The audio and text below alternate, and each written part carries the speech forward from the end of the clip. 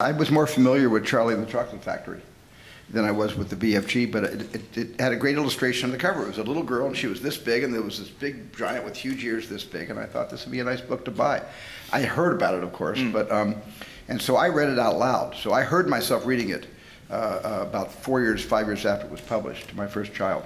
And I started to understand why it had become so popular. All my friends have been telling me for a really long time, oh, you should read the BFG. If you like Roald Dahl, you should really read the BFG because it's a really good book. And I've been like, yeah, well, okay, maybe I will. And then I decided to audition for the BFG, and my dad was like, you've read the book, haven't you? And I went, no. And he went, well, you need to read the book. And so I read the book in preparing for my first audition, and I think that's when it kind of first came into my life. I entered it when Steven asked me to read a script on the first or second day of Bridge of Spies. And I didn't realize he wanted me to read it because he wanted me to be in it. I just thought he wanted my opinion. Which I was very moved by the script, and then I read the book after that. I read it when I was a child. It was actually the first novel when you get beyond, you know, like Little Duck Moves, whatever, you know, that I read to myself.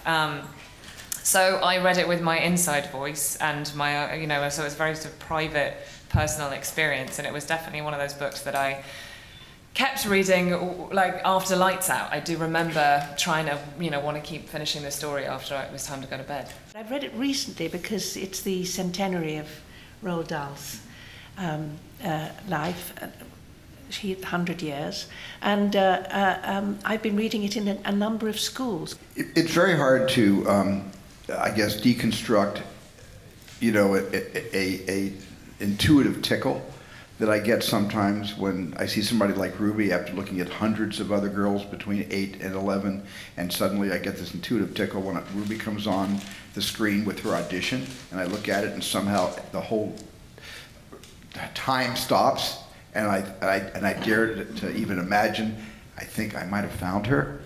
You know, you can't deconstruct that. You can't say, well, here's why. I mean, certainly Mark, I've known Mark, I certainly met Mark in the late 80s when I was casting Empire of the Sun. I've seen Mark on stage. I'm a huge admirer of him. I know he's like a liquid actor that can fill any shaped vessel and can do practically anything. But the moment that I felt he would be right for BFG quite surprised me. It happened the first day of shooting on Bridge of Spies.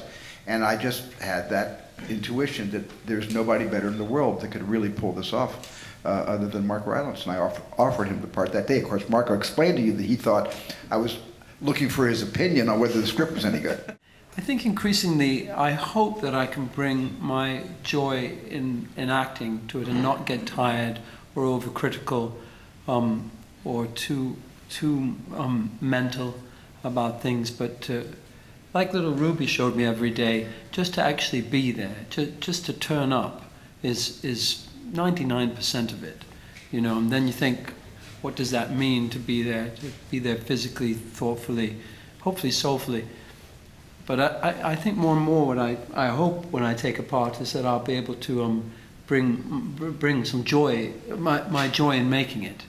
And I get that a lot with Steven because he's so well prepared that a lot happens in the room while we're making it. It's not like he's not a frightened director who just says, get this now, job done, you know, do it the way it'll be safe and secure.